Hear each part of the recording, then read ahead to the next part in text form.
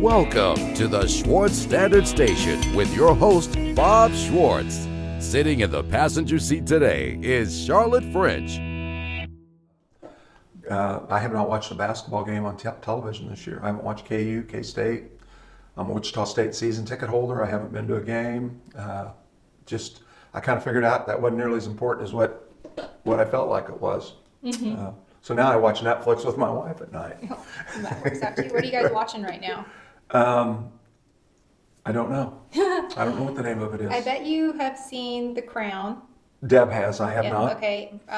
Queen's Gambit. That Deb has. I do not watch that stuff. My minor's in history. I love history. Mm-hmm. For some reason, English history, I have no desire to know anything about it. And so anything that says Queen or, I just automatically, the only thing I want English is a James Bond movie. Yeah. And that, I don't know why that is. So I haven't seen those. So are you doing comedies or the? No, we're watching The Amazing Miss Maisel. Oh yeah. We watched it. Really enjoyed that. The other thing that we do, and I think it's interesting to hear that. I would be interested in that from listeners. We watch YouTube, not YouTube TV. We have YouTube TV. We kicked the Dish Network to the curb and got YouTube TV. Mm-hmm. Because it's much less expensive. But I watch more YouTube than I watch anything else. Yeah. I watch land clearing techniques. I love YouTube, and I'm kind of guessing that. Do you watch a lot of it? I do. Again, my significant other, he's big on YouTube, so constantly. I think there's some specific animation series that he likes, but it's mostly about history. It's like little stick figures illustrating different things that happened in history, and they make it kind of fun to watch. So that's usually it. And then there are a couple, again, sports shows that he watches that are pretty entertaining. Yep. Let's see. I was going to ask, did you ever watch Wrangler Star on YouTube? No. Wrangler Star is a guy, I want to say, it's Pacific Northwest. I don't know if it's Oregon or Washington, but that area, bought a piece of land and homesteading, has his own YouTube channel. It's done really well. Is it married and has children? No? Oh, he is married and he has one child. One. That's what you're asking. And does he have a lot of little fences around his vegetables and his animals and moves his little chicken coop around the farm? I would imagine that he does do that rotational grazing style stuff, but a conversation with him in person actually got me into podcasting in the first place. I watch one that's somewhat like that. I'm hooked on one called My Self-Reliance. Okay. He's a gentleman up in Quebec, Canada, who goes out and, he's built a cabin and it's amazing. It's amazing what he does with his hands. And I really enjoy that. And then I watch a lot of stuff because Deb and I go out to some ground we own in Wabaunsee County, and when we're clearing it and trying to improve it. So I watch a lot of land improvement videos on, grasses to plant and fertilizers and techniques, where we can we're just kind of trying to do it ourselves or homestead wise, trying to figure out how to nourish the land and help it. And it was quite grown over when we bought it. So we've had a lot of fun doing that. Yeah. And on YouTube, I watch a lot of history stuff on it. I watch a lot of, I like watching, and we're going to do some of that on the show here. I love watching things about small communities and stuff going on in rural areas that have a history that maybe people don't know much about. I think that's something we all enjoy.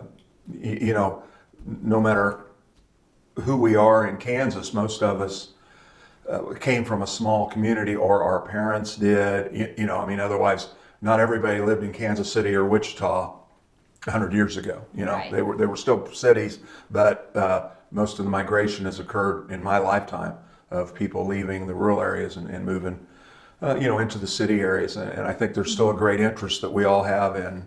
I wonder what happened, in Bird City, Kansas. Historically significant. Are you familiar with the township of Kingsville? No. It was actually a small stop on the railroad between Silver Lake and Rossville. I am so sorry. I didn't know that was called Kingsville. There's Yep. still a school there. Really? I haven't noticed it, but I haven't looked. When you drive past the International Harvester Dealer, is it Okay. right before it? You I look bet off to your right. I'm going to say, you'll take his name off if I say his name right. Yep. You know where he lives? Yep, that's what I was Okay. thinking too. When There's you're driving a by, stone building. that's an old school that was in Kingsville. That's yes. cool. So yes, I have had no idea that was what the name of it was, Mm-hmm. Charlotte. Who told you about that? My dad. Uh-huh. Yep. So can he remember when stuff was going on there? He can. He's, I want to say 83. I hope I'm not adding extra years on there, but I think he's 83 now. Yeah, he's kind of my local historian and tells me about all the cool stuff that was going on. I would like to visit with him sometime about it because I'd like to know more. I've actually metal detected there. It was, yes, all along here, the Union Pacific Railroad, there were communities about every 5 miles. And the reason for that was they had to get water for the steam engines about every 5 miles. And why the one, and I think Kingsville? Why it was there, I don't know. But if you'll leave Topeka on the Union Pacific tracks, there is now I'm going to forget the name of the little community, Cairo. Cairo Corners, yep. Yeah, that's about 5 miles, and Cairo's probably 3.5, 4 miles from Silver Lake. Kingsville's probably 2.5 miles, and then Rossville's another 2.5. St. Mary's is 7. Yep. Bellevue, Wamego, they were all 5 to 10 miles apart. It depended on grade and, on when they had to get more water. So according to my dad, Kingsville was an area for the Union Pacific to drop off pigs. So there was somebody in that area that had a very large hog farm. And so that's kind of how they would deal in and off the train. I'll be darned. I'll be So, darned. They, yeah. I was just at right across the Kansas border in Nebraska recently, and a little small community that's basically gone, and it was one of the largest cattle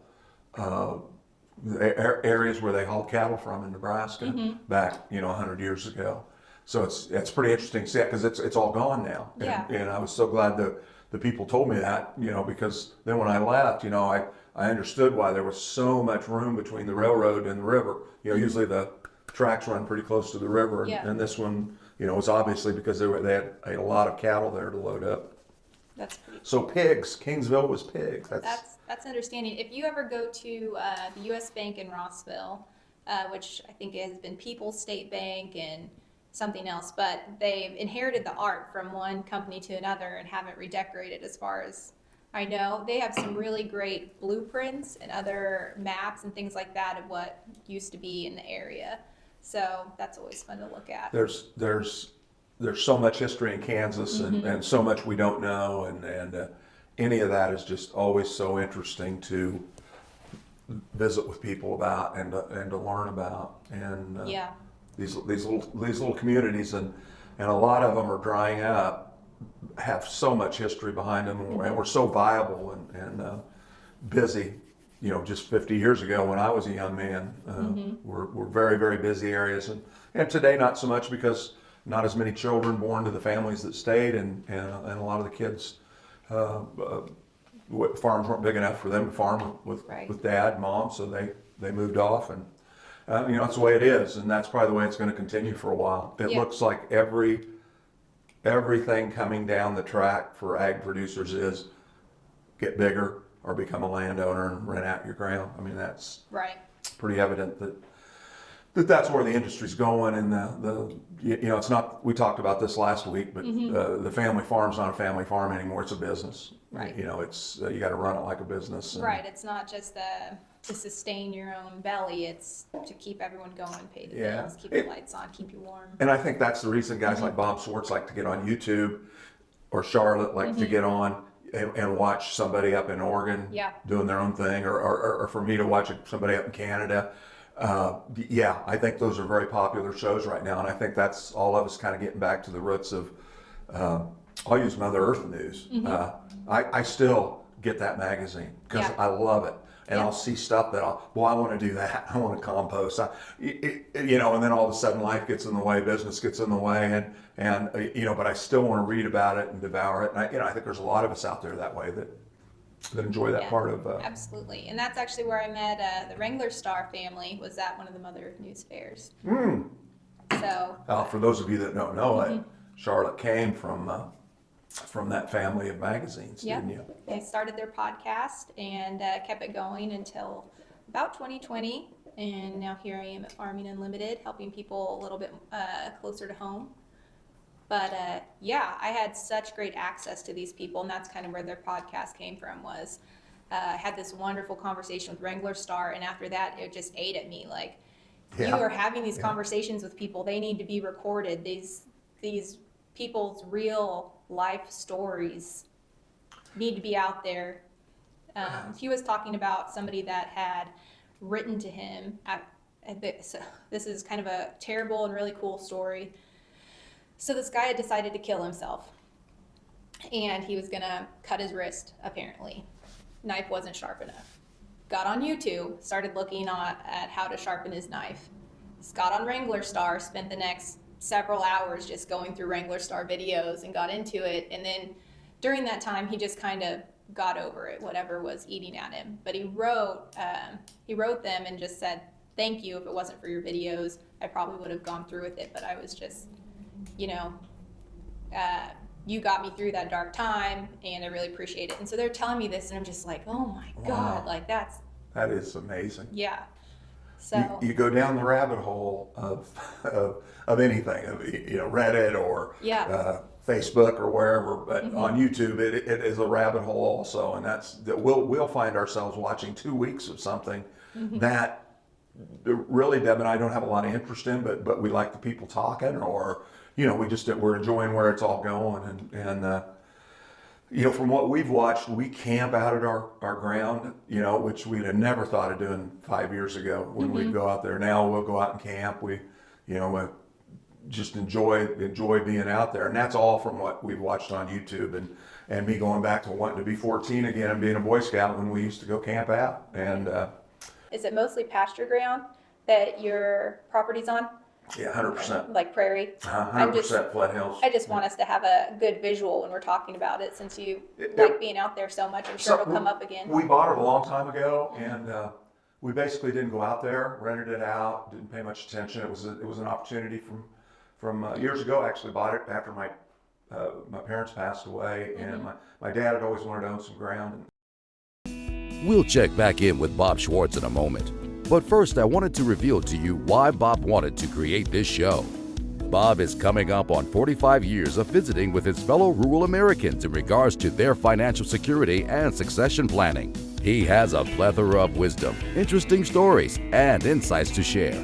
Being a constant supporter of farmers and rural Americans, he hopes to connect with and inspire their interest in planning for what the future may bring. If you want to connect with Bob, visit our website at bobschwartzfinancial.com. When the pandemic hit, about the middle of March, I started going out there, and there was a fence row along the road, and across the road is just beautiful. It's former Hudson Ranch ground. Oh, okay. And the fence row was clean, and I just thought, you know what, I'm gonna do this quarter of a mile, see if we can get it done. And I just started out basically at the south end and worked my way north. And I started going out there every day. Late, as days got longer, I started going out in the afternoons. And I had a great chainsaw. I still have a great chainsaw, but I bought an electric battery-powered chainsaw. That thing is twice the saw as my gas chainsaw. I mean, it just amazes me. And so, and we've cut out hedge, and we've got scratched, and we've had neighbors stop and say, hey, we got a bobcat we could take it off with. And I go, no, we want to get this done ourselves. And now we've had new fence put in across that this winter, and to us it looks beautiful because we remember what it looked like. Yeah. Do you have before and after pictures? Yeah, I do. I have some. Yeah, we ought to throw some of it. It's pretty neat, but And then we had some, some spray sprayed on the pasture because there were plum thickets and cedars. I've cut all the cedars out because they told me that was how I had to do that. But then we had a whole bunch of other sumac tree, small trees growing. The pasture was basically gone. But when I had a grass specialist come out, he goes, there's a lot of native grass in here, a lot of brome from the cattle being on it, and if you'll get this cleaned up, it'll all come back and end up that story. We just got done having it fertilized for this year because it came back so strong on the brome side of it.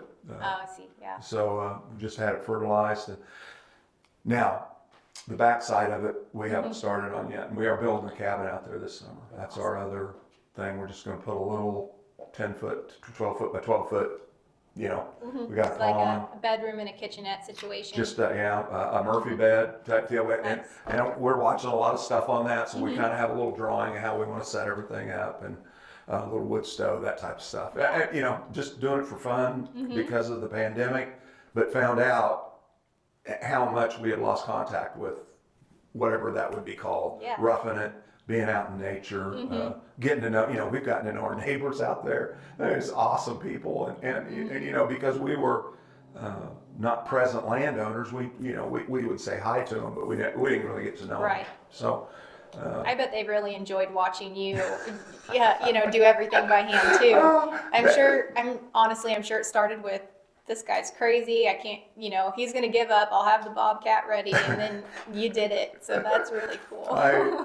One neighbor used to tell me all the time, he'd go, you cut more wood for a 70-year-old man than I've ever seen. And that's not true. I'm not, anything. But he was making the point of, I think that, most people wouldn't do that. They would hire, they would get somebody to come through with a scraper, a loader or something and clean it up. And we just decided we weren't going to do that. We were going to, I would take pictures every day, and take it home when Deb would be at work, and I'd say, get home at night and I go, look what I got done today. Maybe it was 5 feet, but a truly great day was in the fall. I got to mow where that had been, where all that had been. I got to go over it with a mower, and that was kind of like, wow, you couldn't have driven 10 feet. I'm not a farmer. I don't claim to be, but I certainly enjoy that aspect of it. And well, you work so much with farmers. I'm sure that there's a little passionate. I think so. Passionate bug eating away at you when you are talking with them so often, and now you have your ground and everything as well. My dad was an immigrant, and came over from Germany, and when he was 21, and I remember in high school he'd always talk about owning some ground, but they never got any ground. They owned a business. They owned the business that this gas pump was at. Okay. And we delivered gas to farmers, so I've always felt that connection with ag producers because that's my dad's tank wagon. That we delivered fuel oil and diesel and gas to farmers. How far out in the area did you guys go? Well, we were up in a little town called Onega, and we would go from Emmett, which was 15 miles south, up to Neuchâtel, which was about 8 miles north, and then east probably about 10 miles, and then west about 15. Okay. So demographic, and I don't know if the co-op has a gas. I'm going to guess their service out of Seneca now. Otherwise I think those tank wagons hold a lot more fuel, and they go out a lot further than they did when I was a kid. And they probably have to. But I like that connection part of with the farm, and I always respected the fact that my dad would always say, I wish we owned some ground. And so that was one of the things on my bucket list, and my brother had bought some ground, my older brother had, and I saw how much he was enjoying that, and that's what prompted me to buy that first ground. Since then, Deb and I've had the opportunity to buy a couple more pieces of ground and some more pasture and some crop ground. Enjoying both, but we're basically absentee owners of those. So what do your kids think about this? About about owning land and your heritage? Do any of them have a specific Well, passion? my middle son, Kurt, is 40, and Kurt lives in Lynn County, Kansas, actually his grandparents on on his mom's side of the family, he bought an 80 from his grandma that the original homestead was on. Now he's torn down that home and built a new one, but he is very involved in the show cattle, in the cattle industry. Cool. So he's very involved in it. My oldest son's a physician. He's not involved in it, and I don't think has a lot of desire to be involved in it. My youngest son loves it. He loves to hunt, turkey hunt, deer hunt, and Is that Logan? Cole. Cole. Okay. Logan is the young man going to work for us, and Logan lives on acreage, so Logan has that same appreciation of it. Cole loves, like anytime Cole comes home, he lives in Great Bend. He's a CFP there. Okay. Anytime he comes home, we go to the farm. Nice. Without fail. Doesn't matter how cold it is, how wet it is, how hot it is. We go to the farm and we cut wood, or we do something, move rocks, shoot, and we shoot the rifle. Yeah. We shoot the 20. We take his old 22 he got when he was a kid, and we go out and shoot stumps. Yeah. But we love going out there, and we have a pond that we put on, and we like to go out there and do a little fishing and feed the fish. Yeah. So is the pond naturally fed then? We don't have, yes, it's fed off of the rainwater. It does not empty during dry times. It's doing fine this winter. We restocked this winter or last fall, and that's what Deb likes doing. There's the other thing that we love going out there, because then we get to feed the fish. Yeah, and that would be my thing too. Yeah, I'd what? have some fat fish if I was out there, because I just keep throwing food out there. Yeah, well, I do know about feeding fish, and you can overfeed them. Yeah, so I would. But it's great to watch them. It's great to watch them come up and roll the water as they feed and stuff, and it's all stuff that anybody watching this going, hey, that's what we do every day. But I think that's so much a part of our practice, in the sense of with ag producers, but also we have a lot of clients from the Wichita area, Lawrence, Kansas City, Topeka area, which Manhattan, Salina, because they're all people that have that contact, and they kind of enjoy visiting with us because we have some same interest. Yeah, absolutely. Yep. I will just say, now that you have those cedars out, I bet the pond's going to fill up even more. They're big drinkers. Yeah. I've heard of some people that have taken their cedars out and restored natural streams that way, that had just completely dried up before. So we have a creek that runs through ours, and okay, so as we've been cleaning up, and then I went back and looked at the plots of Wabunsee County, and as far back as the state of Kansas had them, 1880, I think, is the first Wabunsee County plot of our township. And I found where the house was, but down where we have our little camp area, unbeknownst to us, Charlotte, you couldn't even get to that when we started. But by July, we had this area cleaned up along the creek, and I told Deb we were thinking about camping, and I said, this will be a great place to camp. Well, while we're down there, we find a well. cool. So I take my metal detector down there, I'm looking around, and there's just metal everywhere. Too much to dig. And, I find fence row of barbed wire that I have no idea how old it was, but it was, where the barbs were that long. It was old. And I told Deb, I said, I think this is where they put their a dugout, because it's on a little slope of a hill. Yeah, probably. I said, I think this is where they lived before they built the house. Because it was owned, in 1880, and there wasn't a house on it. In 1890, there was a house. Well, as we kept cleaning along this creek, it was late in the year, November or so.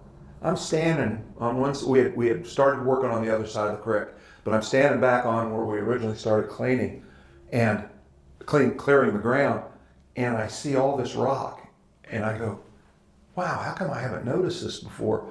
All this rock had been laid up, like 10 or 11, rocks that 8 inches in diameter. So it's like a wall, or? I think it was a bridge, because then I looked down the creek, and washed down the creek was all this rock and some concrete. And I think that there were 3 cabins on the other side of this creek that were across the road. And I think it was how they got from, if they needed to go over to the neighbors, I think before there was a road, I think that was their path, and somebody had built a bridge there. It was man-made. I mean, nobody, anybody that knows their way around Wabunsee County knows that there's just not round, flat, round rocks laying around stacked on top of each other naturally. Not unintentional. So that's where we're at right now on this little process, and then when I'd stand back and look, I'd see that there weren't as many big trees right through there as it's almost like, well, that could have been a wagon path. Yeah, been cleared off. That's cool. Yeah. So that part of it's really been exciting. I found a 1937 license tag down there. So I think it became like their dump as the years went by. Yeah. But it's a producing well. We've tapped on it, and the creek we have never dries out. Never has, because it's spring fed off of the 80 that's just south of us. So yeah, that's awesome. Yeah. No fish in it, but there's always water. I'm excited to kind of hear how this evolves. And I will let you know, I've been talking with, there's a Kansas History podcast. I've started talking with the host of that. And so I know that she's kind of interested in doing a collaboration. So I bet we could probably tap into her while we're going around the countryside and figure out what's really cool about certain places. That would be neat. Yeah. And like there's also there's a couple of podcasts about Southeast Kansas that I believe were done by Johnson County. That's it, Johnson County Community College. And they went down and did a couple of YouTube videos about Southeast Kansas that I just really, really enjoyed. So yeah, that's great. So as we're going down in the rabbit trail, what are we going to focus on in our conversations to come? I mean, obviously we want people in ag to be doing well financially, so we'll be offering them tips and trying to teach them up. We're also going to be talking about your travels and the different historical sites and kind of a small town nod, I guess you could say, just because people don't realize how cool small towns are and all the history. Last Friday, where I hope this podcast goes is that it gets a little more lively, a little faster paced. Yeah. And where we combine some financial tips, some ag-centric investment advice, but also some short snippets of things going on around Kansas or things that are noteworthy in Kansas. Last Friday I went up to a small town north of, in Nebraska, right across the state line into Nebraska. It so happens that I drove through Lebanon on the way up. Well, what's at Lebanon? The geographic center of the continental United States. I was thinking about that Friday. I could have drove over there, done a little short snippet. Yeah. Because most of us know that it's there. Most of us haven't been there. Most of us haven't seen anything about it. So places like that, I think all of us have an interest in seeing, but not everybody has the opportunity to get in their car and be in Smith Center. Right. I happen to be lucky enough that I travel this state and go by a lot of those places that are really neat. Right. Well, farmers aren't in office buildings; they're spread out. So that's right. You gotta go to them. That's right. And with our office out in Victoria, that takes me down that I-70 corridor of great historical significance all the way along there. So I hope we can just give people stuff interesting there, and then I hope we can keep it current and exciting about ideas on what not to do, what to do, how to get your estate in order, how to plan the succession of your farm. We get tons of phone calls about that, and we're helping people with that every week. And it's all part of that financial planning process that we all need to go to, but all too many of us, it seems so daunting, we just don't even want to mess with it. Right. Absolutely. Well, I'm definitely looking forward to it. And I'm kind of looking forward to when we add Logan in the mix, because I want to hear you give him some advice as well. That's maybe just for my own entertainment value. I think that I think it's great having a young person, and I really look forward to him coming on board too. And I look forward to us having guests. That's the other thing that I'd like to do is bring in state attorney, bring in some commodity people, bring in some risk management people, meaning crop insurance. That is such a big part of farming today. Wasn't a big part 30 years ago. Yeah. Charlotte, today, it is a lot of decisions are made by ag producers on that risk management of their crops. So we want to have some of those folks in to talk and not have everybody just listen to me talk. Well, honestly, Bob, I think that's probably our first episode. Do you have a favorite small town fact or questions for us regarding this episode? Reach out by emailing Bob or call one of our Kansas offices in Silver Lake or Victoria. Visit our website at bobschwartzfinancial.com.